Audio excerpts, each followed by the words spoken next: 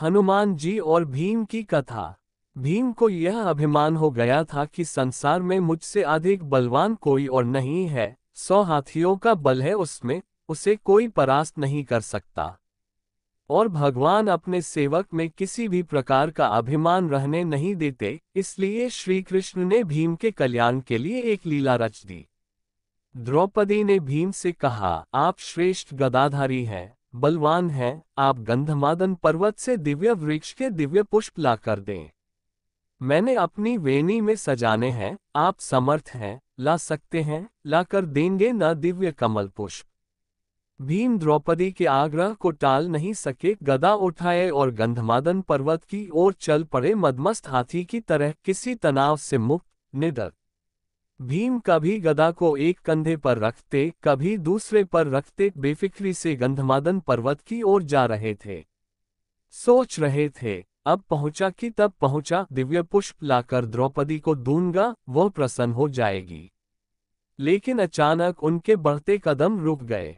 देखा, एक वृद्ध लाचार और कमजोर वानर मार्ग के एक बड़े पत्थर पर बैठा है, उसने अपनी पूंछ आगे के उस पत्थर तक बिछा रखी है जिससे रास्ता रुक गया है, पूंछ हटे बिना आगे नहीं बढ़ा जा सकता। अर्थात उस वानर से अपनी पूंछ से मार्ग रोक रखा था, और कोई भी बलवान व्यक्ति किसी को उलांघकर मार्ग नहीं बनाता, बल्कि मार्ग की बाधा को हटाकर आगे बढ़ता है। बलवान व्यक्ति बाधा सहन नहीं कर सकता, या तो वह बाधा स्वयं हटाता है या उस बाधा को ही मिटा देता है, इसलिए भीम भी रुक गए। जब मद, अहंकार और शक्ति बढ़ जाती है तो आदमी अपने आप को आकाश को छूता हुआ समझता है, वह किसी को खातिर में नहीं लाता। और अत्यधिक निरंकुश शक्ति ही व्यक्ति के विनाश का कारण बनती है। लेकिन श्री कृष्ण तो भीम का कल्याण करना चाहते थे, भीम का विनाश नहीं सुधार चाहते थे। भीम ने कहा, ए वानर, अपने पूंछ को हटाओ, मैंने आगे बढ़ना है। वानर ने देखा, एक बलिष्ठ व्यक्ति गदा उठाए, राजसी वस्त्र पहने, मुकुट धारण किए, बड़े रोब के साथ उसे पूंछ हटाने को कह रहा है। हैरान हुआ, पहचान भी गया। लेकिन चूंकि वह श्री कृष्ण की लीला थी, इसलिए चुप हो गया, भीम के सवाल का जवाब नहीं दिया। भीम ने फिर कहा, वानर, मैंने कहा न कि पूंछ हटाओ, मैंने आगे जाना है, तुम वृद्ध हो इसलिए कुछ नहीं कह रहा। वानर गंभीर हो गया, मन ही मन हंस दिया, कहा, तुम देख रहे हो, मैं वृद्ध हूं, कमजोर हूं, उठ नहीं सकता, मुझमें इतनी ताकत नहीं कि मैं स्वयं ही अपनी पूंछ हटा लूं। तुम ही कष्ट करो, मेरी पूंछ थोड़ी इधर सरका दो और आगे निकल जाओ।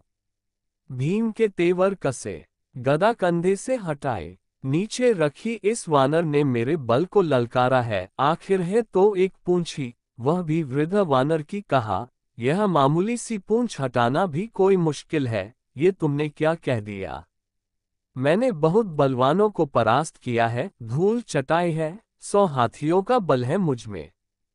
पूर्णविराम उद्धरण चिन्ह।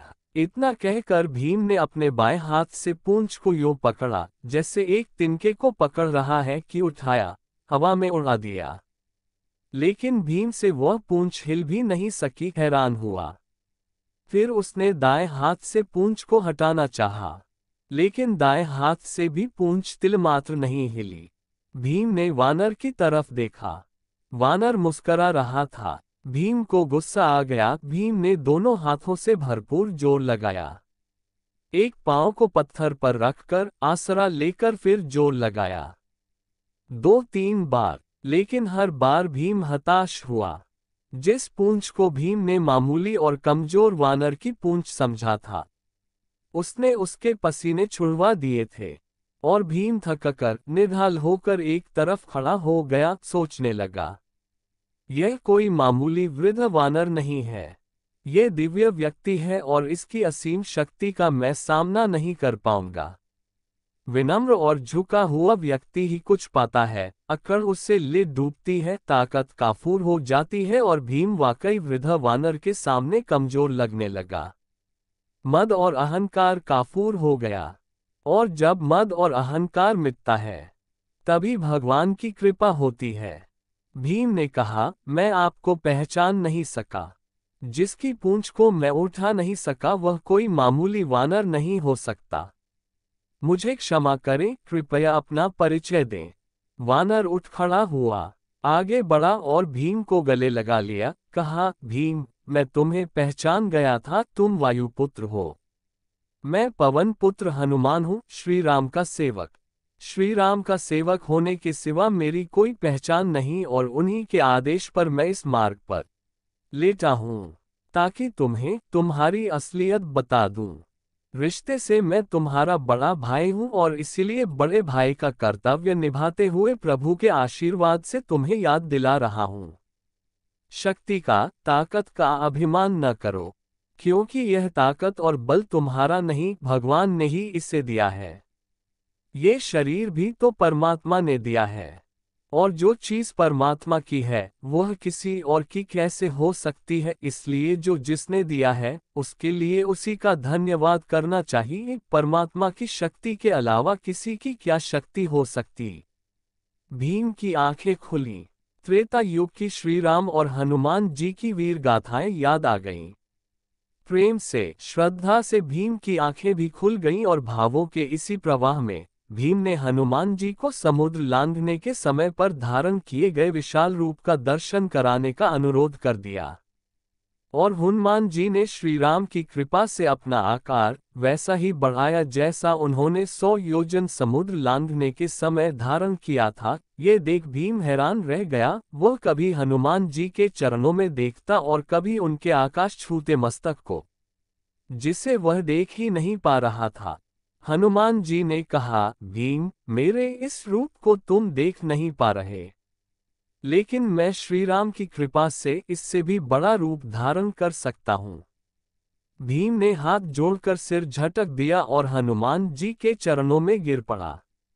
भौतिक पद, प्रतिष्ठा और धन का अभिमान कैसा, ये तो कभी भी नष्ट हो सकते हैं। भौतिक पदार्थ भौतिक सुख ही देते हैं, लेकिन परमात्मा की कृपा तो शाश्वत होती है, जिसे कोई छीन नहीं सकता, चोर चुरा नहीं सकता। आदमी को उसी दायरे में रहना चाहिए जिसमें परमात्मा रखे।